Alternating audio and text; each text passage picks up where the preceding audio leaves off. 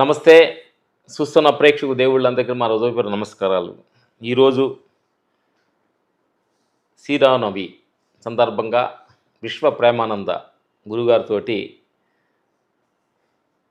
ఈరోజు శ్రీరామనవమి విశేషం ఏంటి, ఈరోజు రామలక్ష్మణులకు ఉన్న అనుబంధం ఏంటి, సీతకు ఉన్న అనుబంధం ఏంటి, రామాయణంలో ఉన్న కొన్ని విషయాలు, మెయిన్ గట్టి విషయాలు.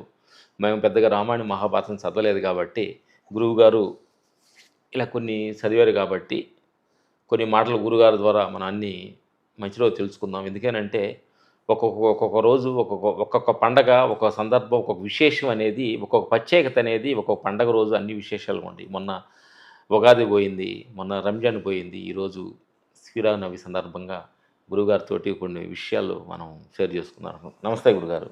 నమస్తే నాయన. ఈరోజు నా చూస్తున్న ప్రేక్షక దేవుళ్ళందరికీ శ్రీరామనవమి సందర్భంగా కొన్ని విషయాలు. శ్రీరామనవమి నవమి మనం ఆత్మనవమి అని పెట్టుకుందాం. ఆత్మనవమి మనకి శ్రీరామనవమి అనటం కన్నా కూడా ఆత్మనవమి. ఆత్మనవమి మనం ఆత్మజ్ఞానం వైపు మన ప్రయాణము, మన సత్సంగం జరుగుతూ ఉంది కాబట్టి మనం ఆత్మనవమి కింద దీన్ని పిలుచుకుంటాం. ఏంటంటే బైబిల్ కావచ్చు, రామాయణం కావచ్చు, మహాభారతం కావచ్చు, పురాణం కావచ్చు, బుద్ధుడు, ఇవన్నీ కావచ్చు, వాటిల్లో కూడా ఏదో ఒక మనుషులకి ఉపయోగపడే ఒక మంచి ఘట్టాలు అనేది అద్భుతంగా ఉన్నాయి. అది మనం ఉపయోగించుకునే సందర్భాలను బట్టే ఉంటుంది తప్ప సిచ్యువేషన్స్ని దేనిలోనైనా మన జీవితానికి ఏది కరెక్టో అది తీసుకొని వాడుకొని జీవితం ముందుకెళ్ళడం అనేది ఈ ప్రపంచ విషయంలో జరగబోయే సత్యం అన్నమాట. అందుకని మనం ఆ మతం, ఈ మతం, ఈ అడ్డి మతాలు అనేది మనకు అన్ని మతాలు సారాంశమే. మా లోపల ఉన్న సత్యం ఏంటంటే అన్ని మతాలు సారాంశంలో నుంచే మాట్లాడే ప్రతి మాట అందరూ అదేంటంటే, నీకు ఉదాహరణ చెప్పేది ఏంటంటే, తెలుగులో వాటర్ అంటారు, తమిళ్లో తన్ని అంటారు, కన్నడలో నీరు అంటారు, హిందీలో పానీ అంటారు, ఇంగ్లీష్లో వాటర్ అంటారు. పేర్లు మారుతున్నా కానీ వాటిలో రూపం ఒకటే, వాటిలో శక్తి ఒకటే, వాటిలో వాటర్ ఉపయోగపడే మనిషి ఎనర్జీ ఒకటే. సత్యాన్ని మాకు ఈ దానంలో అనుభవం ప్రకారం మేము ఈ నా ప్రేక్షకు దేవుళ్ళకి చెప్పబోయేది ఏంటంటే, వాటిలో ఎనర్జీ ఒకటే. అందుకని దేవుళ్ళు రూపాలు, ప్రాంతాలు, బాధాలు వేరు, కానీ వాటిలో ఎనర్జీ, శక్తి అనేది ఒకటే మాకు తెలిసింది. ఈరోజు విశేషంగా శ్రీరామనవమి సందర్భంగా మీరు కొన్ని మంచి మాటలు ప్రేక్షకు దేవుళ్ళకి చెప్పాలని మనస్ఫూర్తిగా కోరుకుంటున్నాను. అయితే ఏంటంటే విషయం, విశ్వప్రేమానంద ఏం చెప్పినా విశ్వానికి చెప్పాలి కాబట్టి శ్రీరామనవమిని ఆత్మనవమిగా మార్చాము ఈరోజు. ఓకే, మంచిదే. ఆత్మనవమి అంటే ఇంక అందరికి వర్తిస్తుంది. అందరికి వర్తిస్తుంది. శ్రీరామనవమి అంటే ఓన్లీ ఇండియన్స్కి లేదా భారతదేశానికి మాత్రమే వర్తిస్తుంది. ఆత్మనవమి అంటే మొత్తం టోటల్ అంతా. మరి శ్రీరాముడు ఆత్మగా అయినాడు, ఆత్మజ్ఞానం గురువు నుంచి నేర్చుకున్నాడు. ఎవరు నేర్పించారు? కొద్ది రోజులు విశ్వామిత్రుడు, కొద్ది రోజులు వశిష్ఠుల వారు ఆయనను ఆత్మజ్ఞానం వైపు ప్రయాణం కొనసాగించారు. అది నేర్చుకోవడానికి ఆయనకు మానసిక శక్తి, ఆ మానసిక మెచ్యూరిటీ, ఆ మానసిక పరివర్తన ఉంది కాబట్టి ఆయన ఆ విషయాలు, వాళ్ళు చెప్పిన గొప్ప విషయాలు నేను నేర్చుకొని ఈయన గొప్ప భగవంతుడిగా మనం ఈరోజు కొలుస్తున్నాం రాముడిని. ముందు ఆయన మామూలు వ్యక్తిగానే ఉన్నాడు చిన్నతనంలో. తర్వాత వాళ్ళ గురువులు ఆయన అట్లా తయారు చేశారు, ఆయన నేర్చుకున్నాడు ఆ విధంగా వినయంతో. అయితే ఇప్పుడు ఆత్మనవమి గురించి మాట్లాడాలంటే ఏంటంటే, ఆత్మజ్ఞానం వచ్చిన వాళ్ళంతా ఆత్మనవమిలోకి వస్తారు. ఓకే. ఆత్మజ్ఞానం రానంతసేపు వ్యక్తిగా ఉంటారు. ఒక వ్యక్తి నేను, నాది, నాకు.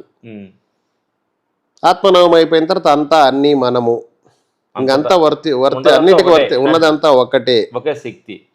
గాది శంకరాచార్యులు చెప్పని, బుద్ధ భగవానుడు చెప్పని, జీసస్ చెప్పని, ఇక మతాలు ఉండవు. సిద్ధాంతం, ఆత్మ సిద్ధాంతం. ఆత్మ సిద్ధాంతం అంటే అన్నిటినీ తనలో కలుపుకొని ఉండటం, అన్ని తనుగా ఉండటం. ఈ పరిస్థితి మనిషికి ఎప్పుడు వస్తుంది?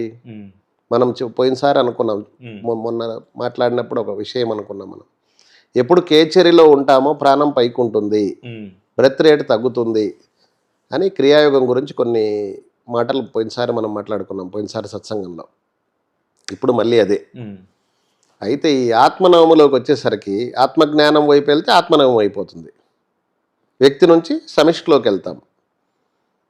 అప్పుడు మనం కేచేరిలో ఉన్నప్పుడు జరుగుతున్నటువంటి ప్రాణాయామం వల్ల వచ్చేటువంటి స్థితి ఏదైతే ఉందో మానసిక స్థితి, అది అత్యుత్తమ స్థితి కింద యోగులు చెప్పారు. ఎస్, అందుకే మనలో ఉన్న చైతన్యం, విశ్వంలో ఉన్న చైతన్యం రెండు ఒకటై ఫీల్ వస్తుంది. ఒక ఫీల్ అయిన వచ్చినప్పుడు వచ్చిన అనుభవం. అవును. ఎస్, అది ఎప్పుడు వస్తుంది? మనం ఉత్తమ ప్రాణాయామం గురువు నుంచి నేర్చుకొని చేస్తే వస్తుంది. ఓకే. లేదా గత జన్మల్లో ఆ పరిస్థితులలో ఉంటే, అటువంటి జ్ఞానం వైపు ఏదైనా ఉంటే స్వతసిద్ధంగానే బాల్యం నుంచే వస్తుంది. సత్యసాయిబాబా గారు ఉన్నారు, ఆయన ఈ జన్మలో యోగా ఏం చేయలేదు, ఏ గురువు దగ్గరికి వెళ్ళలేదు, స్వతసిద్ధంగానే ఆయనకు ఆత్మజ్ఞానం కలిగింది పుట్టుకతోనే, శ్రీకృష్ణ పరమాత్మలాగా. సరే, మనకు అలాగే కలిగింది, కొంత అటు ఇటుగా. తొందరగానే ఆత్మజ్ఞానం వైపు వెళ్ళాము, ఆత్మనవం అయింది. కాబట్టి ఈరోజు పండగ, ఈరోజు స్పెషాలిటీ ఏదో ఉంది అనేది లేదు, రోజు పండగే. రోజు పండగే. మనసు వికసించింది, వికసించేసరికి రోజు పండగలాగే ఉంది. ప్రత్యేకించి ఈ రోజు ఏమీ లేదు గొప్పతనం. మామూలు వ్యక్తులకు ఈ రోజు పండగ, మనకు రోజు పండగే. ఎందుకు? ఆత్మ పండగ. ఆత్మ పండగ. అదే నేను ఏంటంటే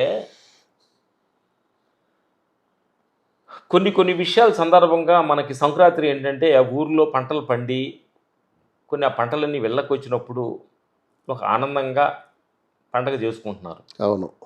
ఇది ఆ పంట మన చేతికి అందినప్పుడు ఆనందం. అవును. ఇప్పుడు మనం చెప్పేది విశ్వం గురించి మనం మాట్లాడుకుంటున్నాం కాబట్టి నా ప్రేక్షకు దేవుళ్ళు అందరికి కూడా ఏంటంటే విశ్వం అనేది, విశ్వంలో శక్తి అనేది ఒకరోజు సపరేట్గా ఒక సంవత్సరం పండుద్ది, ఒక సంవత్సరం పండదు, ఒక ఋతువు గితువు అంటే ఏమి లేదు, ఉండదంతా ఒకే శక్తి.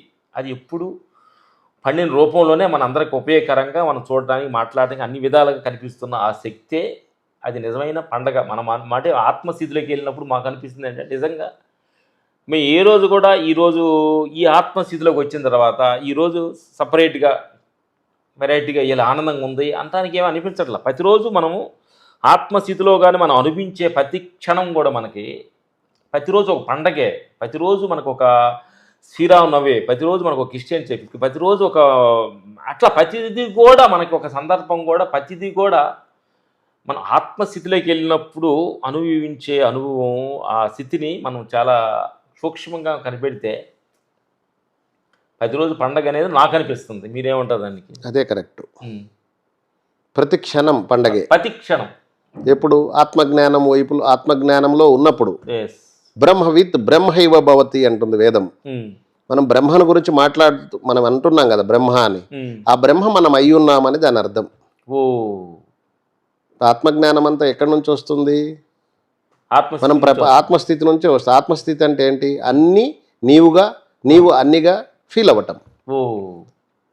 ఉన్నదంతా ఒకటే, అంతే అంతే అంతే. ఉన్నది అంతా ఒక్కటే అనే ఒక ఫీల్లోకి రావటం.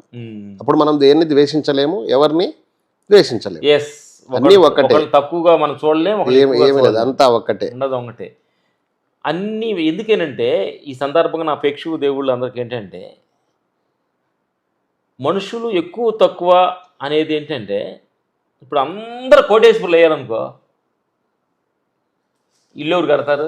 అంతేగా మరి. ఈ బ్రిడ్జీలు ఎవరు కడతారు? అవును. ఈ పనులు ఎవరు చేస్తారు? అవును. అందుకంటే ప్రకృతిలోనే ఒక సిస్టంలోనే అప్ అండ్ డౌన్స్ లేని వాళ్ళు ఉన్నవాళ్ళుగా ఈ ప్రపంచం ముందుండటానికి కోసం అందరికి ఒక అద్భుతమైన పాత్రలు ఇస్తున్నట్టుగా నాకు అనిపిస్తుంది. దీని గురించి ఏమంటారు? అవును. అవును. ప్రపంచము వివిధ రకాలుగా ఉంది, ఒకే రకంగా లేదు. కానీ ఆత్మగా ఉన్నప్పుడు ఒకే రకంగా ఉంది. ఈ వృత్తులన్నీ వేరు వేరుగా వృత్తులుగా ఉండే, అంతే. ఒకళ్ళు బేల్దార్ పనిచేసేవాళ్ళు, ఒకరు వడ్రింగి, ఒకళ్ళు కముసలి, ఇట్లా డిఫరెంట్ విధ విధాలుగా పరిక్రమాలు చేసుకుంటూ జీవనం గడుపుతున్నారు. ఎన్ని చేస్తున్నది ఎవరి కోసం? మనుషుల కోసం. నేను నీ కోసం, నువ్వు నా కోసం, నేను వాళ్ళ కోసం, వాళ్ళు వీళ్ళ కోసం. ఎక్కడో అమెరికాలో ఒక సెల్ ఫోన్ తయారు చేయండి మన కోసం, మనం ఏదో తయారు చేస్తే వాళ్ళ కోసం. ఇట్లా ఏంటంటే ప్రపంచాలన్నీ, దేశాలన్నీ కూడా అప్పుడప్పుడు కొత్తగా వింతలుగా పరికర్యాలు కనిపెట్టి ఎవరి కోసం? అవన్నీ మనుషుల కోసమే. అవును. మనుషులు ఉపయోగకరం కోసమే అనే సత్యాన్ని మాకు అర్థం అవుతుంది. అవును. ఇన్ని రకాలుగా మనుషులకే ఉపయోగపడుతుందంటే మనుషులు ఈక్వల్ టు గాడ్ అనేది నాకు అర్థం అవుతుంది. అంటే మనం మన స్థితిగతుల వలన నేనెందుకు దేవుణ్ణు అనుకోవటం అని తప్పులేదు. కానీ ఈ పరిక్రమ అంతా గాలి ఎందుకు కొడుతుంది మనుషులకి, వర్షం ఎందుకు పడుతుంది మనుషులకి, జంతువులకి, భూమి పంటలు ఎందుకు పడుతున్నాయి మనుషులకి, అర్థమైందా? ఇవన్నీ స్థితిగతులు అన్నీ గురుగారు అన్నీ ఎటు చూసినా మనిషికే రౌండ్ ఆఫ్ చేస్తే మనిషి ఎన్ని ఉపయోగకరంగా మనుషులకే ఉంటుంది. అవును. అలా క్రికెట్ ఎందుకు ఆడుతున్నారు? మనుషుల ఆనందం కోసం. ఒక సినిమాలు ఎందుకు తీస్తున్నారు? మనుషుల ఉత్సాహం కోసం. ఏది కూడా నేను చూస్తుంటే ప్రపంచంలో ప్రతిదీ కూడా నేను ధ్యానంలో కూర్చొని తెల్లరదామని కూర్చున్నప్పుడు ఇన్ని విధాలుగా మనుషుల ఆనందం కోసం ప్రపంచంలో ఎంతోమంది డిఫరెంట్ కైండ్ యాప్లు చేస్తున్నారు. అయితే ప్రత్యేకించి ధ్యానం చేస్తున్నాము అన్న ఒక సమయం కాకుండా ప్రతి పని ధ్యానంగా మలుచుకోవాలని చెప్తుంది ఆత్మజ్ఞానం. ప్రతిదీ గుడ్. ప్రతి పని ఏ పని చేస్తున్నా, ఏం చేసినా కూడా అది ధ్యానమే.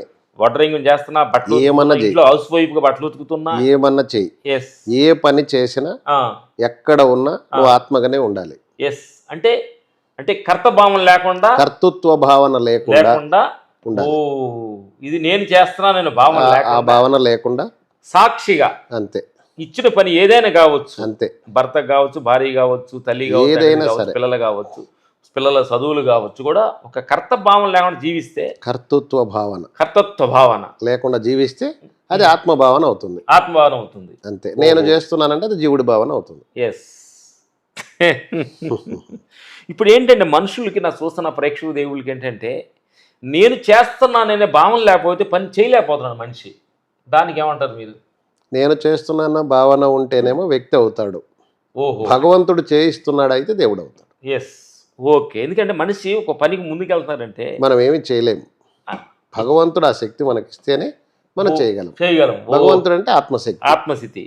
ఇప్పుడేంటి ఒక పనికి సాధారణ మనుషులకి ఒక పనికి వెళ్తున్నప్పుడు ఈ పని చేస్తే నాకు ఎంత వస్తుంది, ఈ మాట మాట్లాడితే నాకు ఎంత వస్తుంది, ఇతని తోడు మాట్లాడితే నాకు ఇది వస్తుంది అని ఒక తెలియని ఒక భావనలోకి మనుషులు సిస్టంలోకి ఇరుక్కుపోయి ప్రతిదీ కూడా ఒక ఇది మాట్లాడితే నాకు ఏం వస్తుందనే భావ, నమస్కారం పెడితే నాకు ఏంటి అనే రేంజ్లో స్థితిగతుల్లో కొంతమంది జీవిస్తున్న ప్రేక్షక దేవుళ్ళకి మీరు ఏం చెప్తారు?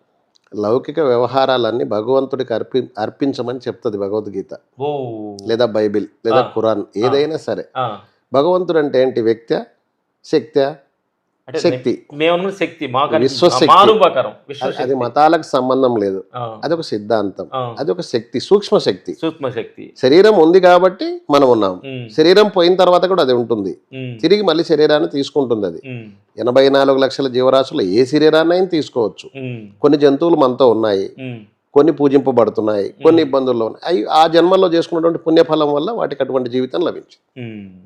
అందువల్ల ఎటువైపుకి వెళ్ళినా ఎటు వచ్చినా ఆత్మజ్ఞానం వైపు రావాలి. ఇది ఫైనల్ స్థితి అంటారు. అంతే. అది ఇంకా దానికి గురువు సహాయపడతాడు. గురువు, శాస్త్రాలు, సాధన. అంటే ప్రేక్షణ గురువు చూస్తున్న ప్రేక్షక దేవుళ్ళకి ఏంటంటే గురువులు అంటే షోమన్ డైమెన్షన్లో విధాలుగా గురువులు, విధాల సిద్ధాంతాలు, విధాల డైమెన్షన్స్లో ఉంటుంది. అప్పుడు ఒక గురువు దగ్గరికి వెళ్ళినప్పుడు ఇదే కరెక్ట్ అయిన వాళ్ళు, ఇంకో గురువు దగ్గరికి వెళ్ళినప్పుడు ఇదే కరెక్ట్ అయిన వాళ్ళు, ఇలా కన్ఫ్యూజ్. చాలామంది ప్రేక్షకులు కూడా కన్ఫ్యూజ్లోనే ఉంటున్నారు. ఈ ప్రేక్షకులకి ఈ కన్ఫ్యూజ్ నుంచి మీరు ఏం క్లారిటీ ఇవ్వగలుగుతారు? ఏమనుకుంటున్నారు? ఏ గురువు చెప్పిన సిద్ధాంతం అంతా ప్రేమనే, దయనే, కరుణ, ఇవన్నీ మారవు కదా. ఏ మతంలోనైనా ఏ గురువు చెప్పినా అక్కడికి రావాలి కదా. ప్రేమ, దయ, కరుణ, శాంతి ఇటువైపే రావాలి కదా. మరి ఏదైనా ఒకటే, వాటిల్లోకి వెళ్ళాలి. ఉత్తమ గుణాలు, క్షమ, ఇవన్నీ ఉత్తమ గుణాలు అన్ని మతాల్లో ఉంటాయి. ఏ గురువు చెప్పినా వాటి వైపే తీసుకెళ్తాడు. ఇప్పుడు మహాభారతంలో, రామాయణంలో కూడా మనం తీసుకుంటే రాముడు పట్టాభిషేకం చేయబోయేటప్పుడు తండ్రి వచ్చి మాట వచ్చి మీ పిన్న తల్లి కొడుక్కి మేము పట్టాభిషేకం ఇచ్చామయ్యా సారి అన్నప్పుడు అదేమవుతుంది? ఆ పాయింట్, ఆ యాక్సెప్టేషనే కదా ఇది. అవును. ఆ మాట, తండ్రి మాటను గౌరవించినట్టే కదా. ముందు రాజుగా అవుతానన్నప్పుడు కానీ, మళ్ళీ రాజు నీకు లేదు భరతుడికి ఇస్తున్నాను అన్నప్పుడు కానీ ఆయన ఏమి చెల్లించలేదు. దానికి కారణం ఏంటి? అటువంటి ఆ స్థితి మానసికంగా ఎలా వచ్చింది రాముడికి అంటే? ఇదే విశ్వ ప్రేమ అంటారా? అదే మరి. ఆయన ఏం చేశారు? విశ్వామిత్రుడు ఆయన ఆ విధంగా మలచాడు, వశిష్ఠుడు ఆ విధంగా మలచాడు. అప్పటికి వశిష్ఠుడు ఆయనకు చిన్నతనంలో వైరాగ్యం వచ్చినప్పుడు వశిష్ఠ గీత అని ఆయనకు చెప్పారు కొంత ఆత్మజ్ఞానాన్ని. ఉమ్. అప్పుడు ఆయన ఎక్కించుకున్నాడు దానికి. స్థితప్రజ్ఞుడు అంటే అంతే ఇంకా, స్థితప్రజ్ఞుడు అంటే అంతే ఇంకా అది. ఓ అంటే దేన్ని కూడా ఇంకా అదే స్థితప్రజ్ఞుడు. నీకు రాజ్యం ఉంది, ఓకే. నీకు రాజ్యం లేదు, నువ్వు రాజు కాదు, నువ్వు అడవికి వెళ్ళాలి, ఓకే. ఓకే.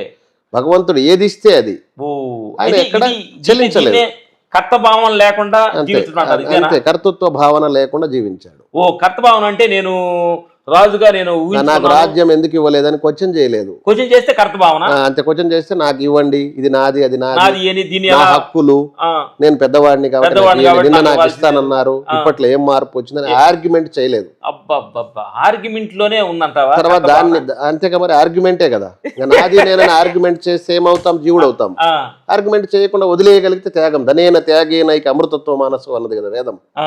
త్యాగం వల్ల ఆత్మసిద్ధి లభించింది. అతను ఓ, త్యజించాడు, వద్దనుకున్నాడు కదా. ఓ. మరి ఇచ్చినా ఒకటే, ఇవ్వకపోయినా ఒకటే. అడవికి వెళ్ళాలి, వెళ్తాను అడవికి. Good good. అట్లా రామలక్ష్మణుల అనుబంధాన్ని గురించి మీరు ఏం చెబుతున్నారు? రామలక్ష్మణుల అనుబంధం చాలా గొప్పది. ఉమ్. ఇంకా మీరిద్దరు రామలక్ష్మణులు ఉన్నారు కదా, మీ అనుబంధమే ఆ రామలక్ష్మణులు ఈ రామలక్ష్మణులుగా ఉన్నారు ఇప్పుడు. ఎందుకంటే మనకు రాముడు గొప్ప గుణవంతుడు. ఆ, ఆ గొప్ప గుణవంతుడిని ఆదర్శంగా తీసుకున్నాడు లక్ష్మణుడు. ఉమ్, అందువల్ల మంచి తమ్ముడయ్యాడు. ఉమ్. మంచి ఆయన వైపు ఉండటం వల్ల పరమాత్మ పక్కన ఉన్నాడు కాబట్టి అతను కూడా పరమాత్మ. పరమాత్మ. అంతే. Good good. అంటే వీటన్నిటిలో కూడా ఓ మహాభారతం తీసుకున్నారు అనుకోండి, ఏదో జోదంలో అన్న చెప్పిన జోదంలో ఓడిపోయి అట్లీస్ట్ ఒక 5 ఊర్లు ఇవ్వండి, మేము ఆ పని మేము చేసుకుంటామంటే లేదన్న ప్రక్రియలో వాళ్ళు 12 సంవత్సరాలు అవును, అడవికి వెళ్ళారు, అడిగి వెళ్ళారు, అరణ్యవాసం, అజ్ఞాతవాసం 13 ఏళ్ళు చేశారు. 13 ఏళ్ళు కనిపించకుండా జీవించారు. అవును, ఇది యాక్సెప్టేషన్ అంటావా? అది కూడా అంతే కదా. వ్యతిరేకించి ఆర్గ్యుమెంట్ చేయలేదు కదా. ఓ, వాళ్ళు మోసం చేశాడు శకుని. ఆ, ఆ పాచికలు ఆయన చెప్పినట్టు అవుతాయి అవి. ఆ, అది తెలుస్తూనే ఉంది ధర్మరాజుకు. ఆ, సరే ఏదో అయిపోయింది, మాట కట్టుబడ్డాడు. ఆ. మోహం లేదు కదా. ఎస్. రాజ్యం ఇవ్వకపోయినా ఆయన ఏమనలేదు. చివరకు కూడా కృష్ణుడు రాజ్యం కావాలని అన్నప్పుడు కూడా ఆయన రాజ్యం యుద్ధం వద్దన్నాడు కదా ధర్మరాజు. ఓ, ఆర్గ్యూ చేయలేదు. చేయలా. ఆహా, ఇది తర్వాత కర్తభావన అంటారా? అదే ఇంకా కర్తృత్వం లేకుండా ఉండటం. ఉండటం ఇదే అంట. అదే ఆత్మ వైపు ఉన్నాడు అతను. ఓ, సరే ఏదో యుద్ధం జరిగింది, అనివార్య కారణాల వల్ల శాంతి కుదరలేదు, అది వేరే ఇష్యూ. ఉమ్, ఏదేమైనా కర్తృత్వ భావన లేకుండా ఆత్మజ్ఞానం వైపు ఉన్నారు వాళ్ళు. వాళ్ళ పూర్వజన్మ సుకృతం వల్ల వాళ్ళకి అటువంటి జ్ఞానం లభించింది. ఎస్. మన ప్రేక్షకులు కానీ లేదంటే సాధకులైనా ఎవరైనా సరే ఆత్మజ్ఞానం వైపు ఉండి గురువు నుంచి శాస్త్రాల నుంచి నేర్చుకొని ఆనందంగా ఉంటారని చెప్పేసి ఆశీర్వదిస్తున్నాను. ఇప్పుడు కర్తభావం లేకుండా జీవించాలంటే ఎందుకనంటే మనం చిన్నప్పటి నుంచి కూడా ఇది ఇది ఈ పని చేస్తే నీకు ఇది వస్తుంది, నేను చదువుకుంటే ఉద్యోగం వస్తుంది, ఇది చేస్తే ఇది వస్తుంది, ఇది వస్తుంది, షోన్స్ అనేది మనం తెలియకుండా పిల్లల సైకాలజీగా మనం ఒక సిస్టంలో పిల్లలకు ఫీడ్ చేసాం. అలాంటి ప్రేక్షకు దేవుళ్ళకి ఇప్పుడు కర్త లేకుండా సాక్షిగా ఉండి మనం చేస్తున్న పని సాక్షిగా చూడు, వస్తున్న నష్టాన్ని, వస్తున్న లాభాన్ని, వస్తున్న అపజయాన్ని, విజయాన్ని, వస్తున్న దేహంలో వస్తున్న ప్రాబ్లమ్స్ కానీ, దేహంలో ఉన్న ఉత్సాహాన్ని కానీ, ఫ్యామిలీలో ప్రాబ్లమ్స్ కానీ, ఫ్యామిలీలో ఉన్న ఇన్నిటిని కూడా. ఎందుకంటే భౌతిక ప్రపంచంలో మనిషి జీవించాలంటే ఏది ప్రపంచం, సంసారం, దేహం, ఈ మూడిట్లో తెలియకుండానే ప్రతి క్షణం మార్పు చెందుతుంటూ ఉంటుంది. అది బిజినెస్ ఇష్యూలా కావచ్చు, మీకు బిజినెస్ మీరు కాబట్టి మీకు కొన్ని మీకు అనుభవాలు ఉన్నాయి. ఇట్లా మేము సినీ ప్రపంచంలో మాకు కొన్ని అనుభవాలు ఉన్నాయి. ప్రేక్షక దేవుళ్ళు అందరూ కూడా ఏంటంటే చిన్న చిన్న ఆ లాసు వచ్చిన లాభం అప్పుడు పొంగిపోయి, ఓ లాస్ వస్తున్నప్పుడు కుంగిపోయి ఇట్లో చాలా ఇబ్బందులు పడుతున్న ప్రేక్షక దేవుళ్ళకి నీ అభిప్రాయం ఏమంటావు? పరిపక్వత లేని మనస్సు దుఃఖభూయిష్టం అవుతుంది. పరిపక్వత చెందని మనస్సు అంటే ఏదో పోయింది, తీసుకొచ్చినప్పుడు ఏమి వచ్చేటప్పుడు ఏమి తీసుకురాలేదు, వెళ్ళేటప్పుడు ఏమి తీసుకెళ్లేది లేదనేది అందరికి తెలిసిన సత్యం అయి ఉన్నప్పటికీ, తెలిసి అయి ఉన్నప్పటికీ సత్యాన్ని గ్రహించకుండా ఎరుకలో లేకుండా ఉండటం వల్ల ఈ నాది నేను అనే దాంట్లో ఉన్నప్పుడు దుఃఖభూయిష్టం అవుతుంది జీవితం. దాన్ని జయించి ఆత్మజ్ఞానం వైపు వెళ్ళినప్పుడు ఏది ఉంటే ఉంటుంది, ఏది ఉండాలో ఉంటుంది, ఏది ఉండదో అది ఉండదు అని చెప్పేసి ఆ స్థిరమైనటువంటి మానసిక స్థితి లభిస్తుంది. అంటే అందరూ కూడా ఈ ఆత్మ జ్ఞానాన్ని, ఆత్మస్థితిని అనుభవంలోకి అవగాహన చేసుకోవాలని మీ అభిప్రాయం? అంతే అంతే. ఓహో, ఎప్పుడైతే మనకి అది ఫుల్ఫిల్గా మనకు ఉంటుందో పెద్దాన్ని సమానత్వంగా లాభాన్ని, నష్టాన్ని, ఓకే పొగడింతల్ని, తిట్లని అన్నిటి సమానంగా చూడాలంటే మనం ఆత్మస్థితిలో కొంచెం నిమగ్నం అయ్యి ఉంటాం అనేది మీ అభిప్రాయం? అదే సుప్రీం కదా, ఆత్మజ్ఞానమే సుప్రీం కదా. ఇప్పుడు ఆత్మజ్ఞానం వైపు వెళ్ళిన తర్వాతనే రాముడు, రమణ మహర్షి, వివేకానంద వాళ్ళందరి గురించి ప్రపంచం తెలుసుకుంది. ఎస్. ఇతర పెద్ద పెద్ద నాయకులు చాలా మంది రాజులు ఎందరో గతించారు, వాళ్ళ గురించి చెప్పుకోవడానికి ఏమీ లేదు చరిత్ర. అంటే వాళ్ళు ఏంటి కర్తభావంతో వాళ్ళు కర్తృత్వ వాళ్ళ రాజ్యాలు కావాలనుకున్నారు, యుద్ధాలు చేశారు. చేశారు. ఆత్మజ్ఞానం వైపు ఓడి రోజు గెలవచ్చు, లేదంటే సంపదలు వచ్చాయి పోయినాయి. అంతేగాని ఆత్మజ్ఞానం వైపు వచ్చి ప్రపంచానికి అందించినటువంటి గొప్ప పరిస్థితి ఏమీ లేదు కదా. ఆత్మజ్ఞానులు స్థిరంగా నిలబడ్డారు. వాళ్ళ కీర్తి నా ప్రేక్షక దేవుళ్ళందరికి కూడా ఈ మంచి మాటలను మీకు ఏదైనా ఉపయోగకరంగా అడితే ఇదేనా ఎందుకంటే ప్రతిది కూడా ఆత్మస్థితిలో మన అనుభవం చాలా ఇంపార్టెంట్. ఆత్మస్థితిని కానీ, ఆత్మ ధ్యానాన్ని, ఆత్మ విశ్వం ప్రకృతిని గురించి మనం కానీ విశ్వం తెలుసుకుంటే ఈ లాభ నష్టాలు మనల్ని మనల్ని బాధింపవు అనే సత్యాన్ని గురువుగారు విశ్వ ప్రేమానంద గారు మనతోటి అద్భుతమైన సత్యాన్ని చెప్పారు. వీటన్నిటిని సమానంగా మనం తీసుకోవాలంటే కొంచెం ఆత్మస్థితిని మనం అనుభవంలోకి తెచ్చుకోవాలి. మీకు నచ్చిన గురువులను కానీ ఎవరినన్నా సంప్రదాయించి ఆత్మస్థితిలో చాలా ఇంపార్టెంట్ వెళ్తే విశ్వమంతా మనకు ఒకటగా మనకు కనిపిస్తుందనే సత్యాన్ని ఈ సందర్భంగా మాట్లాడడం జరుగుతుంది. ఎందుకంటే మనకి ప్రాంత భేదాలు తక్కువ ఎక్కువ అని కనిపించకుండా మనకు ఉండాలంటే మనం ఆత్మస్థితిని కొంచెం బాగా అనుభవంలో తెచ్చుకోవాలనేది గురుగారు చెప్తున్నారు. అంతే.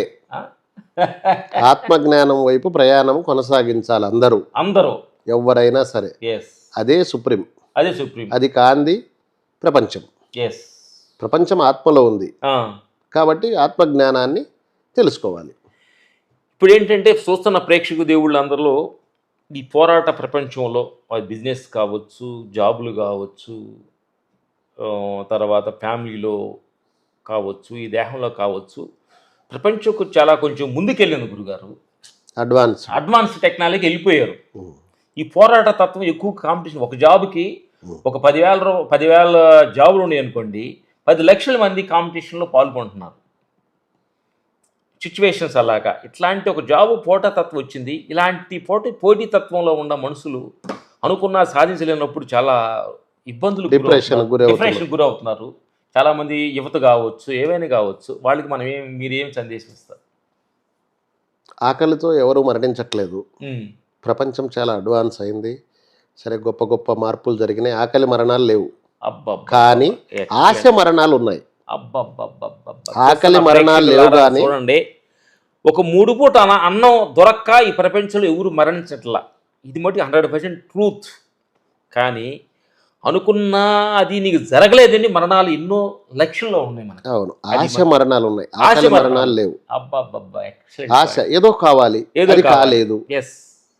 కాకపోతే ఇంకోటి అవుతుంది, ఆ స్టెబిలిటీ లేదు.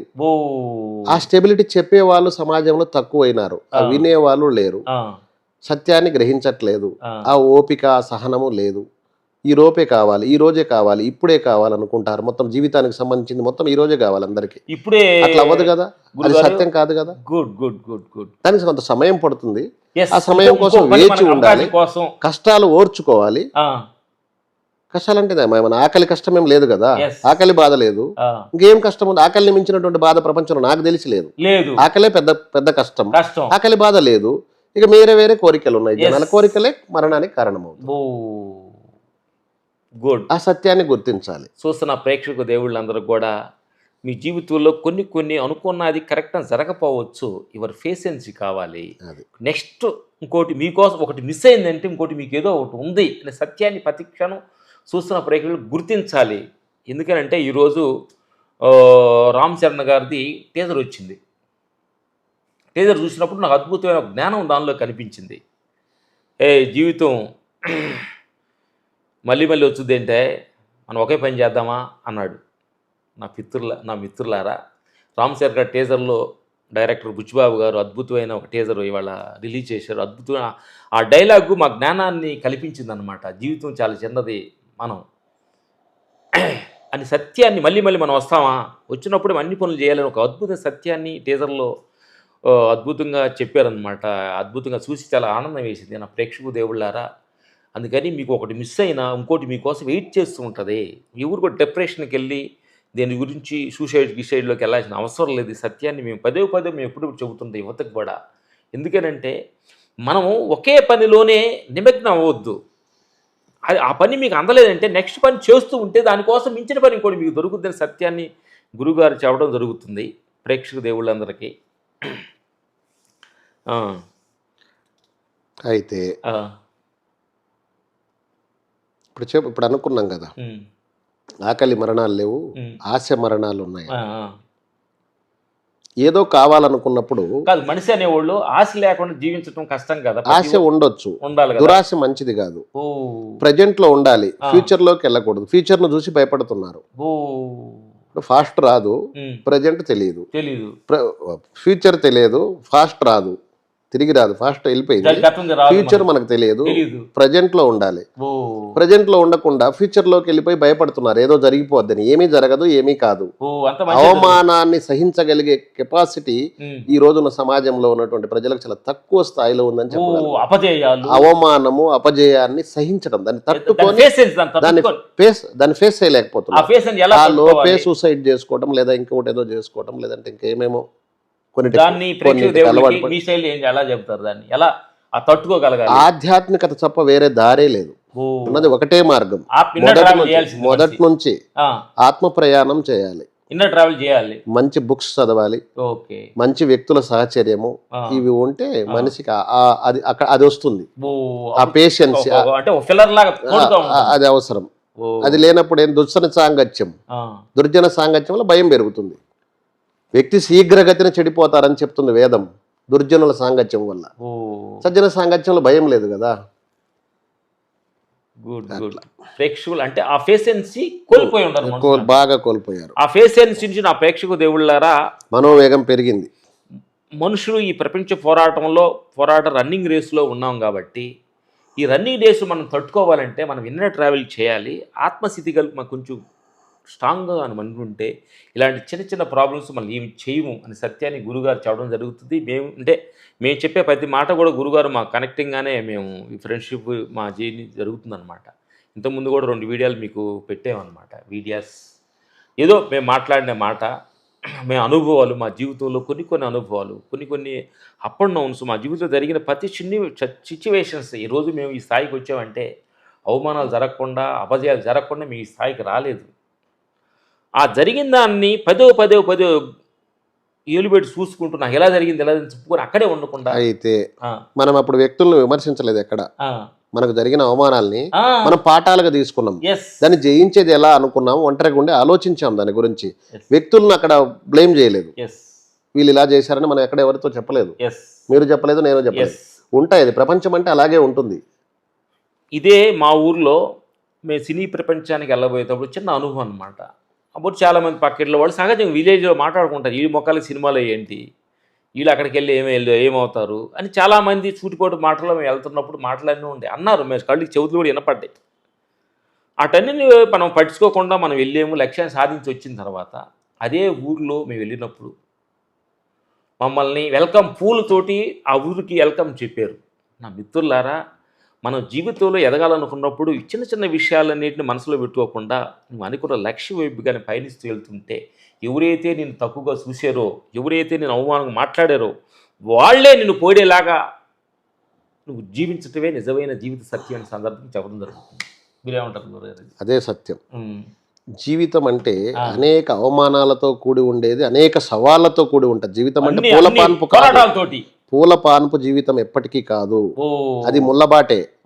కానీ మనం దాన్ని తయారు చేసుకోవాలి పూలబాటగా.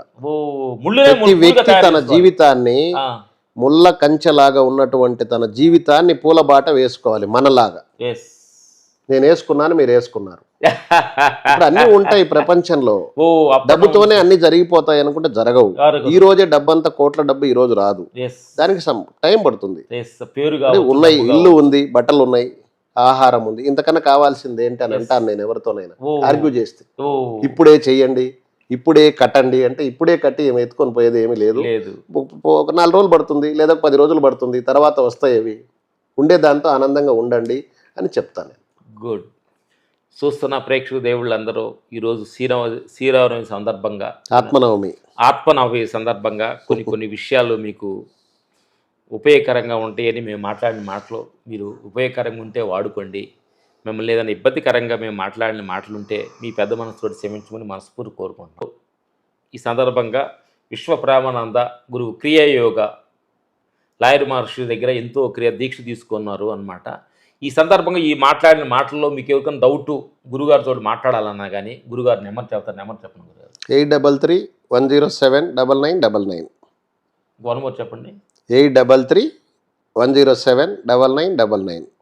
ఓకే, గురుగారిని ఈ ఫోన్ నెంబర్ చేసి మీకు ఈ ఆత్మ స్థితిలో నుంచి ఏమైనా అనుభవాలు డౌట్లు వచ్చినా కానీ కొన్ని విషయాలు ఫ్రీగా ఉన్నప్పుడు, అంటే కొన్ని బిజినెస్ ప్రాబ్లం ఉన్నప్పుడు మాట్లాడరు కానీ కొన్ని ఫ్రీగా ఉన్నప్పుడు మాట్లాడి మీరు క్లారిటీ తెలుసుకోవచ్చు. మేము ఎందుకంటే కొంచెం షూటింగ్ బీజీలు ఉంటే పెద్ద పెద్ద హీరోలతో ఉంటాం కాబట్టి ఫోన్లు మాట్లాడలేము. అందుకని మా ఫోన్ నెంబర్ మీకు ప్రొవైడ్ చేయలేదు. గురువుగారు సేవ చేయాలి అనేది డిసైడ్ అయ్యారు కాబట్టి మేము కూడా అందరూ సేవ చేయాలి అనేది, మేము కూడా సమయం వస్తుంది, మేము కూడా మీతోటి ఇస్తాం, తొందరలో మాట్లాడుకుందాము. Thank you. జై గురు. జై గురు.